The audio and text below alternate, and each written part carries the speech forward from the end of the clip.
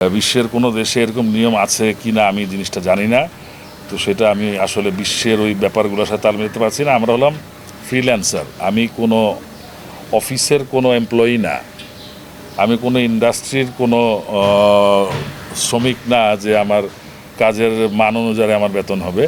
আমি ফ্রিল্যান্সার, আমি এই কাজটা করতে যে পারিশ্রমিক চাবো যদি তার পোষায় আমাকে নেবেন, তাহলে আমি করবো না বা সে নেবে না বা শেষ।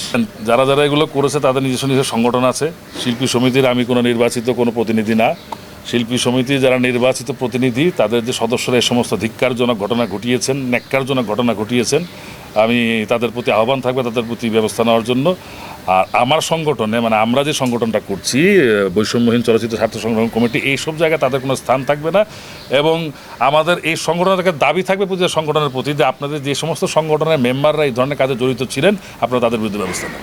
আমরা এটা আনুষ্ঠানিক এখনও ঘোষণা আসেনি, আমাদের পূর্ণাঙ্গ কমিটি করার পরে আমরা একটা আপনাদের প্রেস কনফারেন্স করব, যখন আমাদের এখানে সমস্ত যারা যারা থাকবেন নেতৃবৃন্দ উপস্থিত থাকবেন, তারা থাকার তাদের সবার উপস্থিতিতেই আমরা এইটার আত্মপ্রকাশ ঘটাবো এবং সেটা খুব শিগগিরই হবে ইনশাল্লাহ। একটু গোছানোর কাজ চলছে, যেহেতু আপনারা জানেন যে অনেকভাবেই তো অনেক ঘটনা ঘটেছে, অনেক কলুষিত করা হয়েছে অনেক কিছুকে, সব কিছু গুছিয়ে গেছে। একটু ক্লিন ইমেজের লোকগুলো, ভালো ইমেজের লোকগুলোকে সংগঠিত করে আনাটা, আবার এমন ঘটনা ঘটানোর ফলে অনেক ক্লিন ইমেজের লোকজন তো আসতেও মানে অনীহা প্রকাশ করছে বা চাচ্ছে না। সেই ক্ষেত্রে সবাইকে একটু বুঝিয়ে শুনটা ভালো কাজ করার জন্য রাজি করাতে একটু সময় লাগে। তো খুব হয়ে গেছে, মোটামুটি কাজ আমাদের এগিয়ে গেছে অনেকটা। এর মধ্যে বাকি কাজটুকু শেষ হলে আমরা পূর্ণাঙ্গ কমিটি গঠন করেই আমরা আত্মপ্রকাশ করবো। সংগঠন ধরনের কোনো নিউজ আমার কাছে নেই। আমি তো বললাম টোটাল ব্যাপারটা হচ্ছে শিল্পী সমিতির এখতিয়ার। শিল্পী সমিতি যে এখনও যারা আছেন, নির্বাচিত যারা আছেন, তারা সবাই তো এই দোষে দুষ্ট না, অনেকেই তো আছেন যারা এর বাইরে। তো তারা যদি মিটিং করে ডিসিশন নেন যে তারা অন্য পুনর্গঠন করবেন বা ওই জায়গায় কাউকে কোঅপ করবেন বা নতুন নির্বাচন হচ্ছে, এটা তাদের পূর্ণ তাদের এখতিয়ার। এটা আমি আসলে বোঝাতে ব্যর্থ হচ্ছি মনে হয়। আমাদের যে সংগঠনটা বৈষম্যহীন চলচ্চিত্র স্বার্থ সংরক্ষণ, এটা শুধু শিল্পী সমিতির প্রতিনিধিত্ব করে না।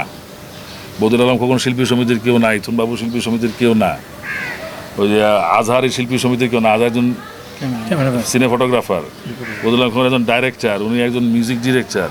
সো আপনি বুঝতে পারছেন শিল্পী সমিতির সার্ভ করার জন্য আমাদের সংগঠন না, আমরা চলচ্চিত্র স্বার্থ সংরক্ষণ কমিটি।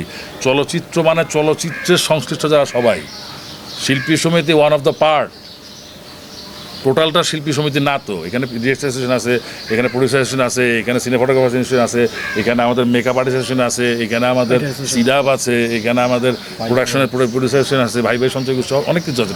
এই বিষয়ে আমার যে বক্তব্যটা সেটা হচ্ছে যে সেন্সর বোর্ডটা হয়েছিল, এখানে অনেকেরই দাবি ছিল চলচ্চিত্র সংশ্লিষ্ট যে এটাকে বাদ দিয়ে সার্টিফিকেশন বোর্ড করার জন্য। তো কালকে মাননীয় উপদেষ্টা মহোদয় উনি এটা ডিক্লেয়ার করেছেন যে সেন্সর বোর্ড আর থাকছে না, খুব শিগগিরই একটা প্রজ্ঞাপন জারির মাধ্যমে একটা সার্টিফিকেশন বোর্ড হয়ে যাবে এবং সেই বোর্ডে কারা কারা থাকবে সেটা দেখে নিই তার মন্তব্য। অথবা তার বোর্ড গঠনের আগে যদি তার সাথে আমাদের দেখা হয়, মিটিং হয়, তাহলে আমরা তাতে কিছু আমাদের কথা বলতে পারবো যে এই ধরনের হলে ভালো হয়, এই তো সাজেশন রাখতে পারবো।